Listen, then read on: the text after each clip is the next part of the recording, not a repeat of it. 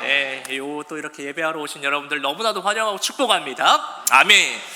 제가 너무 감사합니다. 저는 오늘 설교를 제가 할 수 있을지 없을지 몰라서 목소리가 나올지 너무 고민했는데 정말 은혜로 찬양인도도 하고 이렇게 설교도 할 수 있어서 지금 제가 너무 기분이 좋아요. 오늘 아침에 힘들 것 같다 생각했는데 너무 감사합니다. 오늘 처음에 시작하기 전에 제가 퀴즈 하나 내고 또 시작하고 싶은데요. 오늘 또 저희 타겟이 되실 분, 제 앞에 계시는 우리 또 정혜영 집사님, 옆에 계신 이용옥 집사님. 엄청 웃으시네요, 되게. 이용옥 집사님. 네, 한번 잘 들어보시고 한번 맞춰보세요. 시골에, 어느 한 시골에 새로운 목사님이 부임하게 되신 거예요. 우리 교회랑 좀 비슷하죠. 이제 새로운 목사님이 오신 거예요. 이제 첫 번째 이제 주일 설교를 하시는데 얼마나 이렇게 성도님들이 또 시골에 이렇게 담임 목사님 오시면 얼마나 반갑고 좋겠습니까? 그래가지고 또 설교를 하시는데 설교를 너무 잘하시는 거예요. 설교가 너무 좋아요. 그래가지고 사람들이 다 은혜를 받는 거예요. 그래서 막 교인들이 그런 말씀하니 이렇게 은혜로운 설교는 들어본 적이 없다. 그런 식으로 막 얘기를 하는 거예요. 그래서 다들 막 이제 우리 매주 너무 은혜 받겠구나 생각을 하고 우리 교회 이제 부흥하겠다 이제 생각을 하면서 그들이 너무나도 이제 신나한 거죠. 그 다음 주 이제 주일이 됐습니다. 그 다음 주 이제 주일이 돼가지고 또 오늘도 또 우리 목사님 어떤 말씀을 전해주실까 기대하는 마음을 가지고 이제 안 나왔던 성도들 막 다 데리고 와가지고 오늘 딱 예배를 딱 들어서 이제 설교 들으려고 귀를 쫑긋 세우면서 설교를 듣는 거죠. 그런데 뭔가 이상한 거예요. 뭔가 이상한 거예요. 뭐냐면 저거 저번 주에 들었던 설교 같은데 근데 그걸 똑같이 하시는 거. 목사님이랑 이번 주 바쁘셨나, 이제 오셔가지고 막 너무 정신 없으셨나 해가지고 그런 생각이 드는 거예요. 그래서 이번 주 뭔가 문제가 있으셨겠지, 뭔가 뭐 일이 있으셨겠지, 그러고 이제 넘어갔어요. 이제 그 다음 주가 이제 된 겁니다. 그런데 목사님이 똑같은 설교를 또 하는 거예요. 이건 좀 뭔가 목사가 이상한 것 같다, 이제 그런 생각이 이제 드는 거죠. 정신적으로 뭔가 문제가 있는 건가, 이제 교인들이 이제 웅성거리기 시작을 하는 거죠. 그러니까 이때 한 분이 이제 용기 있게 이제 목사님한테 이제 질문을 한 거죠. 그래서 목사님, 언제 새로운 설교를 하시겠습니까? 이렇게 어떤 분이 질문을 한 거예요. 퀴즈입니다.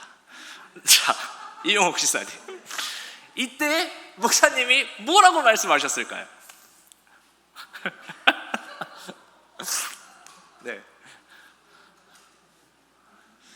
왜 그러신 걸까요, 목사님?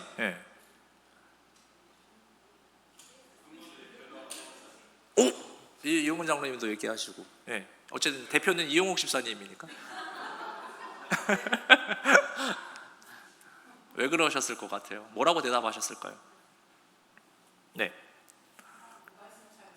말씀 잘 들으라고 그렇게 이제 한 것 같다. 뭐 여러 가지 여러분들도 생각이 되실 것 같은데요. 이 목사님께서 이렇게 말씀을 하셨다고 합니다. 우리 이용훈 장로님 역시 또 선교위원장님이시라 이렇게 목사님 말씀하신 거예요. 여러분이 제가 전한 말씀을 실천하며 살아가실 때 그때 제가 새로운 설교하겠습니다. 여러분 이런 목사님 어떻게 생각하십니까? 방금 우와 소리를 여러 가지 여러분 생각이 있으시겠지만 우리가 교회에서 은혜라는 말을 자주 사용하죠. 보통 언제 우리가 은혜라는 표현을 하냐면 우리 목사님들한테 가장 많이 쓰는 것 같아요. 설교 말씀 듣고 목사님 설교가 너무 좋았어요, 제가 은혜 받았습니다, 그런 말씀들 많이 하시잖아요. 이럴 때 우리가 은혜라는 표현을 많이 사용하죠. 그리고 또 어떤 분들은 요즘 막 제 삶이 은혜 충만합니다, 이럴 때도 자주 쓰는 표현 같아요. 근데 여러분 정말 은혜 받았다라는 거, 이 참된 은혜라는 건요 그냥 한 번 설교 잘 들어가지고 그때 한 번 그 감동 받았다고 되는 게 아닙니다. 우리 아이들요 이번 여름 성가할 때요 은혜 많이 받았습니다. 교회가 너무 좋아요, 재밌고. 그리고 이번에 다들 우리 친구들 다 다짐했어요.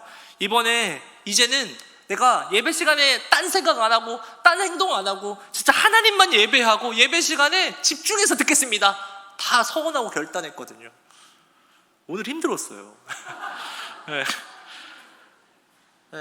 그래도 조금은 달라졌습니다. 달라졌는데 어쨌든 제가 예언 하나 하자면 다 똑같아집니다. 다 똑같아집니다. 근데 이게 우리 아이들의 모습만이 아니죠. 우리도 비슷하지 않습니까? 우리가 평상시에 많이들 이 은혜 받았다는 얘기를 많이 하는데 우리가 기억했으면 좋겠습니다. 여러분, 참된 은혜는요, 말씀을 내 삶에 적용하고 그 말씀을 듣고 실천하고 살아갈 때 그게 참된 은혜인 줄 믿습니다. 아멘. 그런 의미에서요, 오늘 본문에 등장하는 예루살렘 교인들은요, 은혜를 크게 받은 사람들입니다. 오늘 우리 말씀 33절 한번 다 같이 읽어봤으면 좋겠는데요. 자, 읽어볼까요? 시작. 사도들이 큰 권능으로 주 예수의 부활을 증언하니 무리가 큰 은혜를 받아. 아멘. 여기 보니까 무리가 어떤 은혜를 받았다 그렇습니까? 큰 은혜, 작은 은혜도 아니에요. 큰 은혜를 이들이 받았다고 말하고 있습니다. 사도들이 예수 그리스도의 부활을 증거하니까 그 메시지를 통해서 이들은요, 큰 은혜를 받은 것입니다. 그런데 이들은요, 그냥 단지 설교 한 편 듣고 은혜 받은 것이 아니에요. 그들의 삶에 여러 가지 놀라운 변화가 일어났는데요, 성경 기자가 이렇게 표현을 해요. 큰 은혜 받았다고 묘사하면서 어떤 변화가 일어났는지 우리 22절부터 31절까지 여러분 성경책들 한번 봐보세요. 성경책 보시면서 우리 사도행전 우리 본 거 4장 23절부터 31절까지 보시면 거기 소제목이 뭐라고 나와 있나요? 한번 읽어볼까요? 소제목 시작. 한 마음으로 함께 기도하다라고 나와 있습니다. 이게 이들 가운데 일어났던 첫 번째 변화였습니다. 교인들이 드디어 이제 성령 가운데요, 은혜 가운데 하나가 되어서 뭐 했습니까? 한 마음으로 기도하고 있습니다. 그리고 두 번째 이제 변화된 모습이 나오는데요, 32절 한번 보세요. 32절 한번 다 같이 읽어봤으면 좋겠습니다. 이거 한번 함께 읽어봅시다. 시작. 믿는 무리가 한 마음과 한 뜻이 되어 모든 물건을 서로 통용하고 자기 재물을 조금이라도 자기 것이라 하는 이가 하나도 없더라. 아멘. 두 번째 어떤 일이 있었습니까? 모두가 한 마음이 되고 한 뜻이 되었다고 말씀하고 있습니다. 여러분, 이 예루살렘 교회가 여러분 어떻게 생각하시는지 모르겠는데요, 작은 교회 아니에요. 지금 교회가 막 부흥하고 있거든요. 그 전에 우리가 봤지만 베드로가 설교하고 할 때 몇 명씩 회개하고 돌아왔습니까? 5,000명, 3,000명. 그렇게 막 부흥하게 된 교회, 이게 그냥 단 8,000명 모였다는 그런 차원이 아니에요. 사도행전 2장 끝을 보면요, 주께서 구원받는 자의 수를 날마다 더하셨다고 이야기를 하거든요. 매주 막 그런 수치로 올라온 거예요. 그런데 그들이 모두 한 마음 한 뜻이었다라는 거. 이게 그냥 우리가 성경으로 보니까 여러분 그냥 이렇게 읽혀지는데 우리 어른들 더 잘하시지 않습니까? 이거 정말 쉬운 일입니까? 우리 각 기관 우리 회장님들 여기 계시는데 정윤정 인사님 어떠십니까? 우리 여전도에 어떻게 한 마음 딱 됩니까? 그러네요. 우리 큰빛교회 역시. 근데 여러분, 진짜 우리 10명만 모여도 거기서 파가 다 갈리는 게 우리 현실이지 않습니까? 다행히 우리 큰빛교회는 아니라니까 다행인데 우리 가정에서도 그러지 않습니까? 몇십 년째 한 입을 덮고 살아가는 부부라 할지라도 한 마음 갖는 게 어떠십니까? 우리 기른주 일사님. 네. 저는요 개인적으로 좀 감사하게 그 청년 때부터 해가지고 뭐 연애 세미나, 결혼 세미나, 소통 세미나 엄청 많이 듣고 훈련으로 정말 많이 되어 있는 사람입니다. 그래서 저는 개인적으로 이제 결혼하면 난 정말 안 싸우고 살 자신 있다. 저는 정말 그걸 자부했었던 사람이거든요. 근데 제 생각에 진짜 제가 그런 열심히 공부하고 노력하려고 하니까 이제 뭐 상대적이지만 개인적으로 제 생각할 때 다른 부부들보다는 그렇게 훨씬 안 싸우고 행복하게 살고 있다고 저 개인적으로 혼자 생각한다고요. 근데 이 결혼 생활하고 또 아이 낳고 키우는데 남자가 집 밖에서 살지 않는 한 이 한 아이를 같이 키우면서 안 싸운다라는 건 이거 불가능한 이야기인 것 같습니다. 그러니까 당연히 갈등이 생길 수밖에 없는 게 현실인데요. 제 개인적인 좀 얘기를 좀 나누면 여러분들이 이제 저를 이렇게 겉모습만 보시고 제가 이제 성년이 돼가지고 이제 이렇게만 보니까 어떻게 보실지 모르겠는데 저는요 제 기준에서 되게 가난하게 살았습니다. 거의 평생을 가난하게 살아가는 것 같아요. 제 개인적인 상처이기도 한 부분인데요. 저희 아버지가 저희 제 설교 예전에 들었던 분들 기억나시나 모르겠는데, 제가 성장할 때 매일 저희 아버지가 입에 달고 사는 말이 하나 있으셨는데 혹시 맞추실 수 있는 분 있어요? 제가 예전에 한번 말한 거 있는데, 예, 저희 아버지니까 정말 입술의 고백을 정말 많이 하신 저희에게, 우리 집에 10원짜리 한 장 없다. 10원짜리 한 장이 없다고. 예, 아주 그냥 그거를 입에 달고 사셨어요. 예, 근데 진짜가 그 입술의 고백대로 사시는 것 같아요, 진짜. 그래서 저는요, 진짜 우리 집이 10원짜리 한 장 없는 집인 줄 알았어요. 그래서 매번 학교에 뭔가 막 돈 내야 될 때 막 있었잖아요, 어렸을 때. 필요한 돈 받을 때 아빠가 뭔가 어디서 빌려가지고 주시는 줄 알았어요. 근데 어쨌든 그렇습니다. 근데 뭐냐면, 제가 이런 생각, 이런 가정 환경 속에서 자라다 보니까 제 삶의 습관이 뭐가 있냐면, 제가 지금까지 제 삶의 습관이 뭐냐면, 저는 뭔가를 살 때 저는 제일 싼 걸 삽니다. 네. 무조건 싼 거. 왜냐하면 우리 집은 가난하니까, 돈이 없으니까. 마트에서 뭔가 뭘 사도 친구들이랑 저는 소풍을 어디 가서 막 이렇게 놀러서 막 사 먹잖아요. 그럴 때도 저는 언제나 제일 싼 거. 네. 그리고 양 많은 거. 그게 근데 지금도 여기서 잘 못 벗어나요. 네. 이게요, 제 아내가 저에게 너무 스트레스 받는 부분 중에 하나입니다. 네. 뭐냐면, 이게 같이 장을 보러 가잖아요. 장을 보러 가면 이게 이것저것 보다가 제 아내는 다른 제품들보다 뭔가 비싼 걸 고를 때가 있어요. 그럼 저는, 아니 그거 살 돈이면 다른 제품 2개 살 수 있는데 왜 저걸 사는지 이렇게 속으로 생각을 하죠. 근데 엄마들 마음이 다 그렇지 않습니까? 우리 엄마들, 우리 자식들, 우리 식구들 다 좋은 거 먹이고 싶어 하시는 마음 다 있으시죠. 그러니까 제 아내는 비싼 걸 고른 게 아니라 뭘 고른 거예요? 좋은 걸 고른 거잖아요. 그런데 저에게 좋은 건 뭡니까? 저에게 좋은 건 싼 게 좋은 거예요. 우리 몇몇 남자분들 동의하시는 것 같은데. 네. 저에게는 싼 게 저에겐 최고의 서비스입니다. 어쨌든 그런데 아무리 이 부부라 할지라도 한마음 된다라는 게 참 어렵잖아요. 그렇죠? 이 물건 하나 살 때도 한마음 갖기가 어려운데, 그러면서 트러블도 생기고 심지어는 이제 갈라서게 되는 일들도 생기는데요. 오늘 본 이 본문의 예루살렘 교회는요, 수많은 사람들이 이렇게 모여 있었는데 이들이 한 마음이 되었다라는 거예요. 하나가 되었다고 합니다. 저는요, 이게 바로 은혜 받은 자들의 증거인 줄 믿습니다. 아멘. 소망하게는요, 우리 큰빛교회도 이들과 같은 그런 동일한 은혜가 우리에게 있어서 우리 모두가 한마음 되기를 축원합니다. 아멘.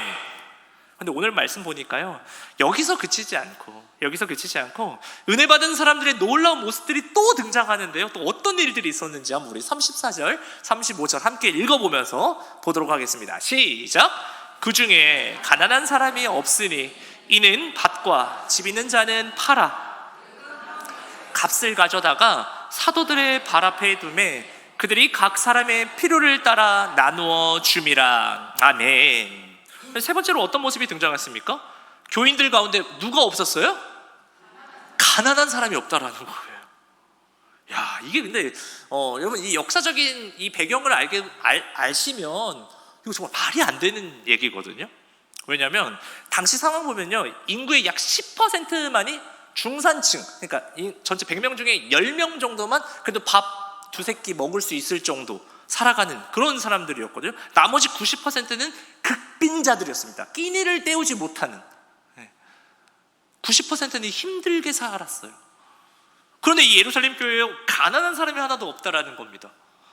왜 그랬을까요? 바로 은혜가 들어가니까. 은혜가 들어가니까 이 교인들 가운데 가난한 사람들이 사라졌다라는 겁니다. 이게 어떻게 가능했던 걸까? 그들 마음속에 있던 이기심이 사라진 거예요. 은혜가 들어가니까. 여러분, 우리가 이 성경적 관점으로 인간을 바라보면 우리 모든 인간은 죄인입니다. 그런데 이 죄인의 특징 중에 하나가 바로 이기적이다라는 것입니다. 자기만 생각하죠. 여기 있는 우리 모든 분들이 이기적이지 않은 사람 없습니다. 인정하셔야 됩니다. 그런데 이 예루살렘 교회 교인들 가운데 은혜가 들어가니까 이 이기적인 마음이 사라지게 된 거예요. 우리 32절 한번 다시 한번 읽어봤으면 좋겠어요. 32절입니다. 중요한 포인트. 한번 다시 한번 읽어볼까요? 시작.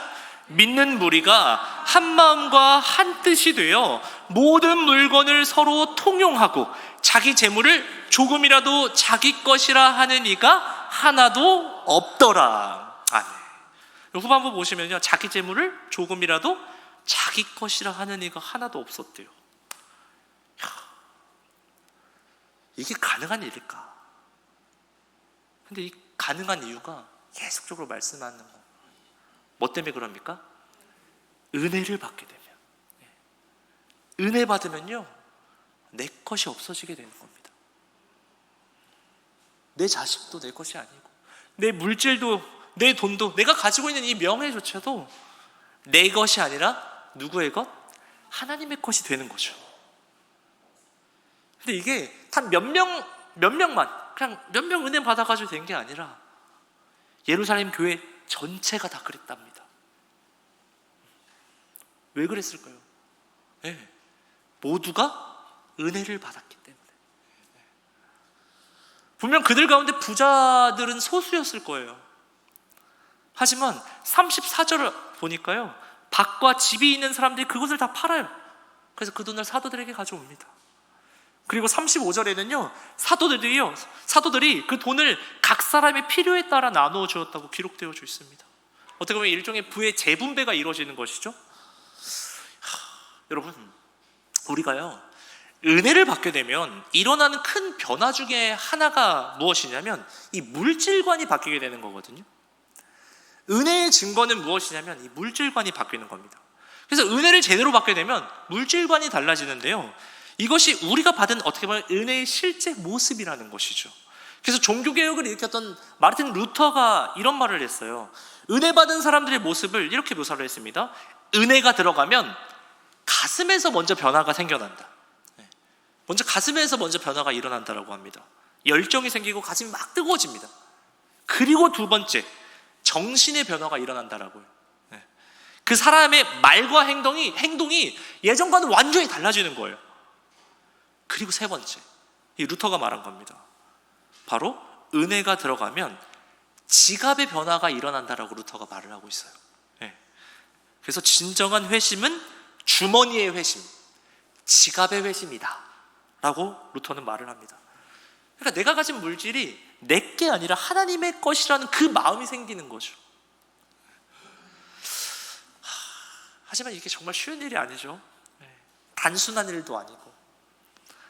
성경을 보면요, 이 일이 얼마나 어렵고도 얼마나 또 중요한 일인지를 우리에게 분명히 또 말씀하고 있는데요. 여러분, 우리 기독교를 어떤 종교라고 하시는지 아십니까? 기독교를 믿음, 소망, 사랑, 그 중에 제일은 그래서 사랑의 종교라고 하죠. 근데 여기서 또 퀴즈 계속 한번 내겠습니다. 맞춰보세요. 이 성경에 나오는 사랑, 이 사랑에 관련된 내용이 몇 번쯤 나오는지 아십니까?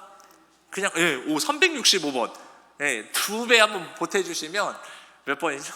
약 700번 정도 나온다고 합니다. 이 사랑의 내용이 700번 정도 등장을 한대요.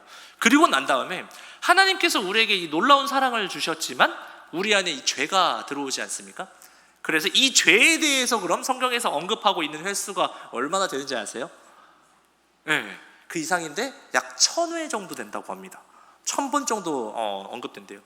그러면 이제 우리가 죄의 용서를 받고 구원에 이제 이르러야 하니까 이 구원에 대해서 또 성경이 말을 해주고 있지 않습니까? 이 구원에 대한 메시지가 약 350번 등장한대요. 그런데 여러분, 우리가 방금 지금 얘기하고 있는 이 물질, 이 돈에 대한 내용이 성경에 얼마나 등장하시는 줄 아십니까? 이게 약 3200번 등장한다고 합니다. 그건 뭐냐면 이 성경이요, 이것을 많이 터치해 주신다는 겁니다. 우리에게 다루고 있다는 거예요. 인간들에게. 예수님께서 사복음서를 보면요, 하나님의 나라를 비유로 말씀하게 되죠. 그 비유 설교가 38번이 등장하는데요, 그 중에 22번이 약 60%가 바로 이 물질과 돈에 대한 내용입니다.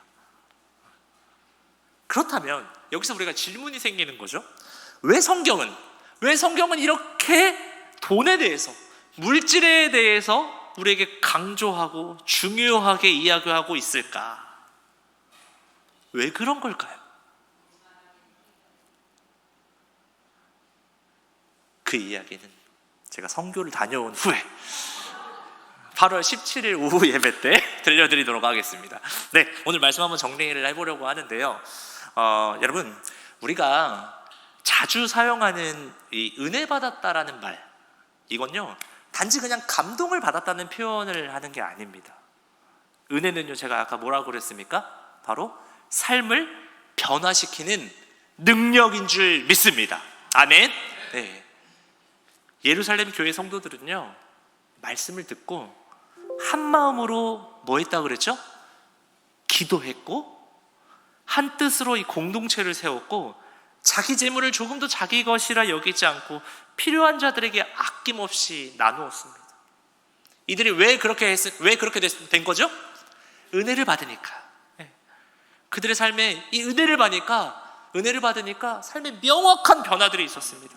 그들의 생각이 바뀌었고 마음이 바뀌었고, 세 번째 뭐가 열렸죠? 지갑이 열렸어요. 뭔가 자기 중심적인 그 삶에서 하나님 중심, 공동체 중심의 삶으로 전환된 것입니다. 이 모습이 큰 은혜를 받은 자들의 모습인 줄 믿습니다. 아멘. 오늘 우리도, 여러분, 아까 우리 다 찬양하지 않았습니까? 우리 다 그 은혜를 받은 자인 줄 믿습니다. 우리 모두가 다 은혜 받은 자잖아요. 그렇다면 이제 우리 안에서도 그 은혜가 실제로 드러나야 할 때인 줄 믿습니다. 아멘. 누군가가 우리를 보면요, 이렇게 말하는 거죠. 진짜 저 사람 은혜 받은 사람이야. 진짜 은혜 받은 사람이야. 이번 한 주 우리 주위에 있는 우리 이웃들에게, 우리 가족들에게, 우리 친척들에게, 지인들에게 쟤 진짜 은혜 받은 사람이야 라는 그런 평을 듣는 우리 큰빛교회 모든 성도님들 되시길 소망합니다.